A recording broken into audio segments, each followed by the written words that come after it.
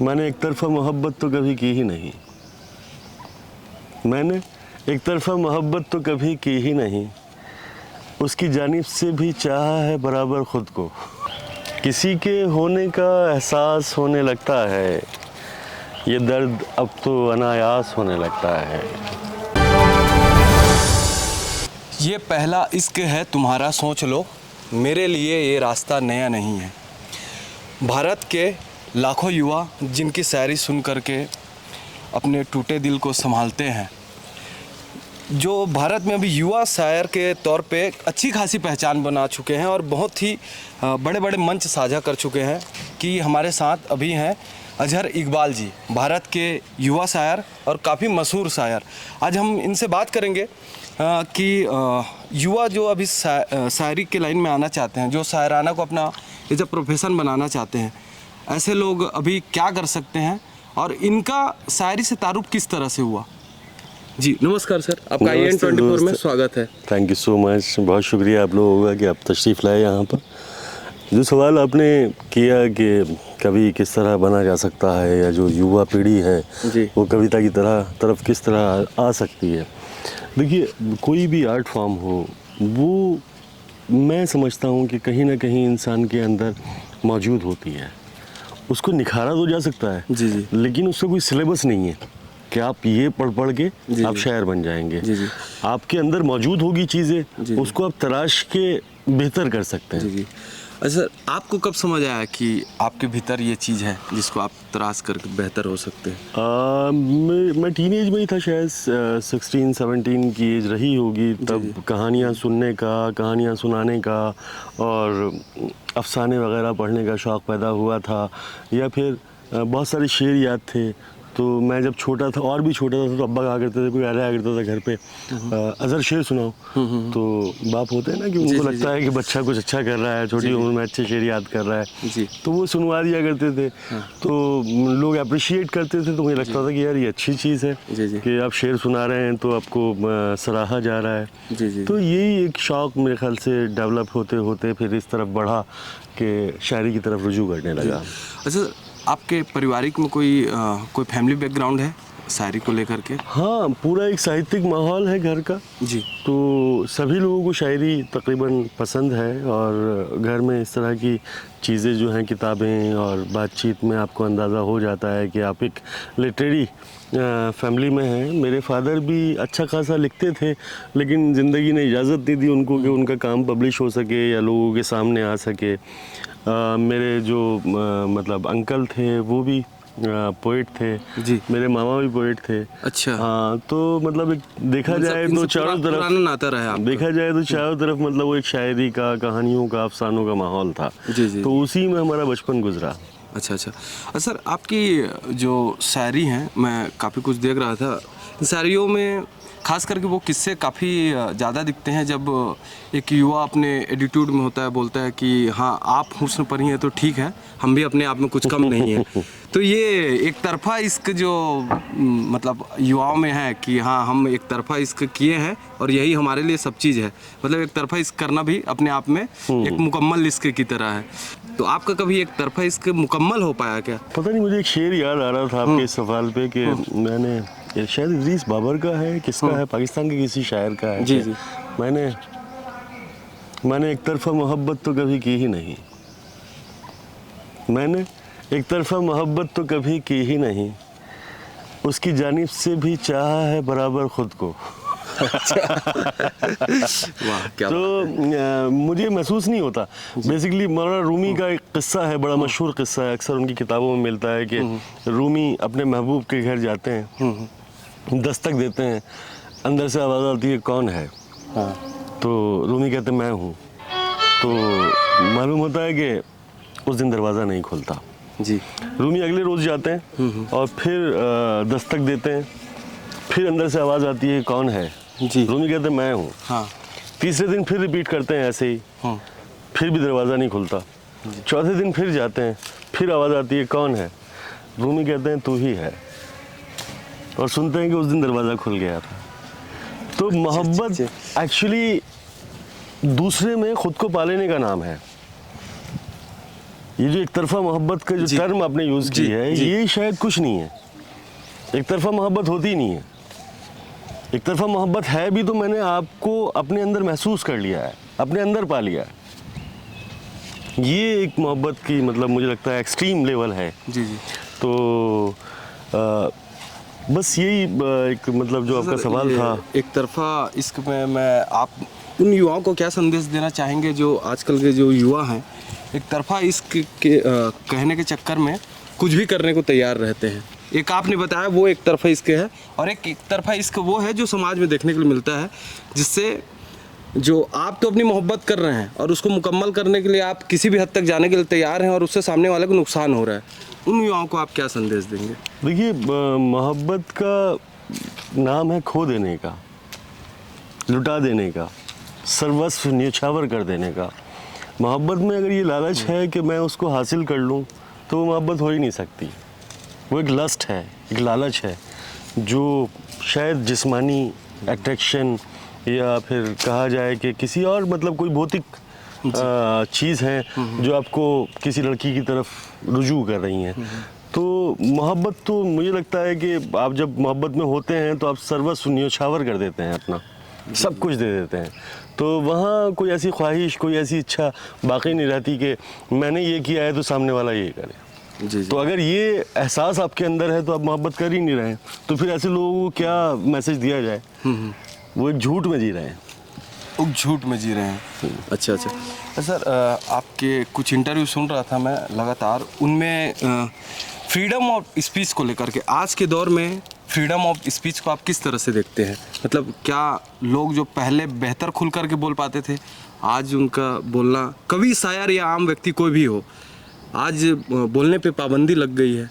हर दौर में रहा है ये जो पाबंदियां हैं स्पीच को लेके, या आप हुकूमतें क्या सुनना चाहती हैं। जी जी जी। तो ये हमेशा एक उनका शिवा रहा है, हुकूमतों का किरदार ऐसा जी, होता है। जी, जी। तो आज के दौर में कहना तो मेरे ख्याल से सही नहीं होगा। पिछले आप चले जाइए अब इमरजेंसी के दौर में, इमरजेंसी के दौर में तो वहाँ भी आप देखेंगे कि आप जो आवाम है उसकी आवाज़ को किस तरह कुचला गया। जी जी तो ये एक किरदार है हुकूमत का। जी जी जी। यहाँ किसी को टारगेट नहीं किया जा सकता कि आज ये हो रहा है तो इन्होंने किया है, इससे पहले भी ये होता हुआ आया है। और ये रफ्ता रफ्ता बदलाव चीज़ें आती हैं, अच्छी चीज़ें भी होती हैं। जी जी तो ऐसा नहीं है कि हमेशा ख़राबी जी। होता रहेगा, इंशाल्लाह बेहतर भी हो। जी जी। अच्छा सर, जो नए शायर हैं, आज के जो युवा शायर हैं, उनमें, उनकी शायरियों में आप क्या बदलाव देख रहे हैं? उनमें क्या बेहतर आप चाहते हैं, या फिर उनमें कुछ कमियां हैं जिनको सुधार कर और बेहतर कर लें, या फिर कुछ ऐसी चीज़ें हैं जिसको आप अप्रिशिएट कर सकते हैं? मुझे लगता है पढ़ने लिखने का चलन कम हुआ है। जो एक वो सस्ती शोहरत का एक चस्का है ना, जी जी, कि सस्ती एक शोहरत। रील वायरल हो जाए, है ना, लोग पहचानने लगे। जी। तो सेकेंड वर्ल्ड वॉर के दौरान मतलब जब मुख्तलिफ ममालिक की अफवाज जो थीं, जो आर्मीज़ थीं, वो एक जगह इकट्ठा हुई तो कम्युनिकेशन की बड़ी प्रॉब्लम हुई कि किसी को पानी चाहिए, किसी को खाना चाहिए। अब सब अलग अलग ज़ुबानें जानते थे तो कैसे कम्युनिकेट करें अपनी ज़रूरतों को।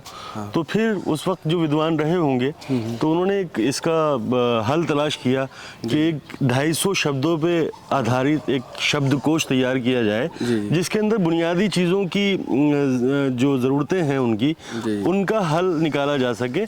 और सब जो डिफरेंट लैंग्वेजेस से जुड़े हुए लोग थे उनसे कहा जाए कि ये 250 शब्द याद कर लें ताकि आपकी ज़रूरतें पूरी हो सकें। भाई सबको पानी चाहिए तो पानी के लिए एक वर्ड उन्होंने लिख दिया कि ये याद कर लो। जी जी। हमारी जो जनरेशन है ये भी ऐसी जनरेशन है जिन्होंने 250 शब्द याद कर लिए। शब्द याद कर लिए। चलिए ठीक। हाँ। अच्छा सर, समाज पे कि बस हो गई- ज़रूरत पूरा हो जाए। समाज पे हो गई बात, राजनीति पे हो गई, युवाओं पे हो गई। अब मैं आप पे आना चाहूँगा। शुरुआत तो अभी से करनी थी, लेकिन मैंने थोड़ी देर कर दी लग रहा है, लेकिन कोई बात नहीं, देर आए दुरुस्त आ रहे हैं। सर, मैं जानना ये चाहूँगा, आपका पहले इसका कोई अनुभव हो तो अगर शेयर करना चाहें आप। पहली मोहब्बत तो सबको ही होती है यार, और मोहब्बत तो ऐसी चीज़ है कि होती रहनी चाहिए। जी। दिल बड़ा रखिए। जिस इंसान के अंदर मोहब्बत नहीं है वो तो उसके तो इंसान होने में शक है जी कि वो इंसान है भी या नहीं है। तो लेकिन हाँ, उसके रूप अलग अलग हैं। जी जी। जैसे मैंने अभी पीछे आपने जो सवाल किया था उसके जवाब में आपसे बताया था। तो मुझे भी मतलब मैं भी गुजरा हूँ इस मरहले से। जी, जी। और बचपन में ज़ाहिर है वो टीनेजर एज की सर जो मोहब्बत मैं होती है। इनडायरेक्टली ये पूछना चाहता हूँ, वो पहला इश्क आपका मुकम्मल हो पाया या अधूरा रहा? नहीं नहीं नहीं, इश्क मुकम्मल हो जाए तो फिर आदमी शौहर बन जाता है। अरे तो इश्क तो वही है जो मुकम्मल नहीं हो रहा है। मुकम्मल ना हो। अच्छा अच्छा अच्छा, उस अधूरेपन में भी पूरापन होने का मजा है। हाँ वही तो, खो देने का नाम है मोहब्बत। जी जी जी। तो अगर आपने पा लिया तो फिर क्या रह गया। दुनिया जिसे कहते हैं जादू का खिलौना है, जी। निदा साहब का शेर है। जी जी। दुनिया जिसे कहते हैं जादू का खिलौना है, मिल जाए तो मिट्टी है, खो जाए तो सोना है। तो जो खो गया वो असल इश्क है, वो सोना था। जी जी जी। अच्छा सर, आगे अभी आपके स्कूली लाइफ कहाँ से हुई? आप बुढ़ाना एक जगह है जी। मेरा जो आबाई वतन है, जो मेरा पैतृक निवास है। जी जी, जहाँ तो- से नवाजुद्दीन सिद्दीकी भी हाँ, शायद नवाज आते साहब तो हमारी पहचान है, हमारा फ़ख्र है। जी। तो नवाज साहब के पड़ोस में ही हमारा घर है, मतलब अच्छा, वो जी बिल्कुल नज़दीक में। हमने उनको बचपन से देखा, स्ट्रगल उनका, उनकी कामयाब होते हुए उनको। तो वो तो बड़ा एक नाम है हमारे कस्बे का, हमारे शहर की पहचान बन गए, बल्कि शहर के हिंदुस्तान की पहचान बन गए। हिंदुस्तान की पहचान बन गए। जी। तो वहीं मैं 1977 में पैदा हुआ था जी और वहीं से स्कूलिंग हुई मेरी। एक सरकारी स्कूल है डीएवी इंटर कॉलेज जी। और सरस्वती शिशु निकेतन। जी जी। तो वहीं से प्राइमरी एजुकेशन हासिल करने के बाद जी जी। फिर जॉब वॉब के लिए बस निकल गए थे। कभी फेल होते रहे, कभी पास होते रहे, जी, ऐसे ही गिर पड़ गए अपना ज़रूरियात को पूरी करते रहे। सही है सही। ग्रेजुएशन अलीगढ़ मुस्लिम यूनिवर्सिटी से रहा मेरा 2004 में। आई थिंक जॉब भी कर रहा था, साथ में वो ग्रेजुएशन भी चल रहा था। जी। और एक दो यूनिवर्सिटीज़ में और एनरोल रहा, जामिया में रहा, लेकिन डिग्री पूरी ना हो सकी। मेरठ यूनिवर्सिटी में रहा, वहाँ भी लॉ का 1 साल किया मैंने, वो भी छोड़ दिया। जी तो दूसरी चीज़ें ज़्यादा ज़रूरी थी। जी। तो जो कुछ सिखाया लोगों ने सिखाया। जी। अच्छा अच्छा, लोगों से ही सीखा, किताबों। जितने तजुर्बात हैं, बेसिकली क्या है, स्कूल में आप एक ख़ास सिलेबस फॉलो करते हैं। जी। एक ख़ास तरह की वो है, वो सब के जहन जो है, क्लास में अगर 100 स्टूडेंट हैं और 100 स्टूडेंट एक सा सिलेबस पढ़ रहे हैं तो उनकी जो मानसिक जो स्थिति है वो एक सी हो जाती है। जी। फिर जब आप फील्ड में निकलते हैं सही। तो ज़िंदगी आपको सिखाती है और फिर आपकी एक शख्सियत जो है जी। वो बन के और निखर के आती है। जी जी। सर, आपके शायरी में सुन रहा था लगातार, आपके शायरियों में हिंदी के वर्ड को आप इस तरह से पिरोते हैं, हिंदी शब्दों को उर्दू के मेल में इस तरह से पिरोते हैं कि वो एकदम अपनेपन का जुड़ाव होता है। जैसे हिंदी के जो कवि हैं, कुमार विश्वास साहब हैं, और जो पाकिस्तानी भी जो कवि हैं, जो शायर हैं, उनका भी कहना ये होता है, आपके शायरी जब भी सुनते हैं बोलते हैं ये हिंदी वर्ड को बहुत ही अच्छे तरीके से रखते हैं अपने शायरी में। तो हिंदी शब्दों का इस्तेमाल आप अपने शायरी में, ये कुछ नया करने के लिए? नहीं, कुछ नया करने के लिए नहीं, बेसिकली ये तो एक्सीडेंटली हुआ था। मैं हिंदी का भी मेरा कोई मेन सब्जेक्ट नहीं रहा कभी। स्कूल में भी मैंने कोई बहुत होशियार नहीं था कि मैं हिंदी में डिस्टिंक्शन आती थी या मैंने कुछ अलग से हिंदी में कोई डिग्री हासिल की हो, ऐसा नहीं है ना। उर्दू में हासिल की, मैंने बताया था घर का माहौल थोड़ा साहित्यिक था, लेकिन हिंदी नहीं बोली जाती थी। लेकिन जब मैंने शेर कहना शुरू किया तो अक्सर लोगों ने ये मतलब शुरुआती दौर था 16-17 की एज में, तो वो कहते थे कि नहीं ये इसके शेर नहीं हो सकते, तो इतना छोटा सा ये बच्चा है, बिल्कुल ये कैसे ये शेर कह देगा। तो अब मुझे बड़ा अफसोस हुआ करता था कि यार शेर तो आप कह रहे हैं और आप पे ये मतलब ब्लेम किया जा रहा है कि ये शायरी आपकी नहीं है। तो फिर आपको लाइटली लेते थे क्या? हाँ, लाइटली, छोटा था उस वक्त, बच्चा भी था। तो वो सोचते थे कि क्योंकि इसके अंकल भी शायर थे, इसका बाप भी कुछ लिख लेता था, तो ये उन्हीं का लाता है और सुना देता है। तो मुझे बड़ा एहसास हुआ इस बात का। तो फिर मैंने वो खुद को साबित करने के लिए हिंदी की तरफ मैंने अपना रुख मोड़ दिया। अच्छा। मैंने कहा मैं इस जुबान में शायरी नहीं करूंगा जो मेरे अब्बा की जुबान है। जी जी। और जो आपने रुख मोड़ा वो आपकी, हाँ, वो पहचान बन गया। हाँ, वो पहचान बन गया मेरा। तो उर्दू से शुरुआत की है और उसके बाद उर्दू से आपकी हिंदी तक की यात्रा जो है, और वो शुद्ध हिंदी, कैसी रही आपकी ये यात्रा? जुबान कोई भी हो, हर जुबान का अपना मज़ा है। हर जुबान से आप जब मोहब्बत करेंगे तो चाहे वो हिंदी हो चाहे वो उर्दू हो, वो आपको खूब मज़ा देती है। आप आज्ञा को पढ़िए, आप मुक्तिबोध को पढ़िए, पढ़िए या विनोद कुमार शुक्ला को पढ़िए, कितने लीजेंड्स हैं ये लोग। हाँ सर। है ना। तो ऐसे ही जब आप उर्दू में आते हैं तो आप गालिब को, मीर को, फिराक को, ब्रजनारायण चकबस्त को, नासिर काज़मी को, अहमद मुश्ताक को, साक़ी फारूकी को, कितने नाम हैं ऐसे जो आपको मज़ा देंगे। अब मतलब अलग अलग बैंड की शराब होती हैं। सही। लेकिन अब वो आपका टेस्ट कैसा डेवलप हो रहा है ना। तो कौन सी चीज़ आपको सुकून बख्श रही सही है है। वो आपके ऊपर है। सर आपकी जो कविताएं होती है, आपकी जो शायरी होती है बहुत शानदार होती है, तो आप हमारे दर्शकों को प्रेम की जो शायरी है वो सुना दीजिए सर मुझे। किसी के होने का एहसास होने लगता है, किसी के होने का एहसास होने लगता है, ये दर्द अब तो अनायास होने लगता है। कुछ एक दिन को बुरी लगती है ये तन्हाई, कुछ एक दिन को बुरी लगती है ये तन्हाई, फिर उसके बाद तो अभ्यास होने लगता है। और दो तीन शेर और सुनने के। हाँ सर सुना दीजिए। कि मरुस्थल से यकायक जैसे जंगल हो गए हैं, मरुस्थल से यकायक जैसे जंगल हो गए हैं, तेरा सानिध्य पाकर हम मुकम्मल हो गए हैं।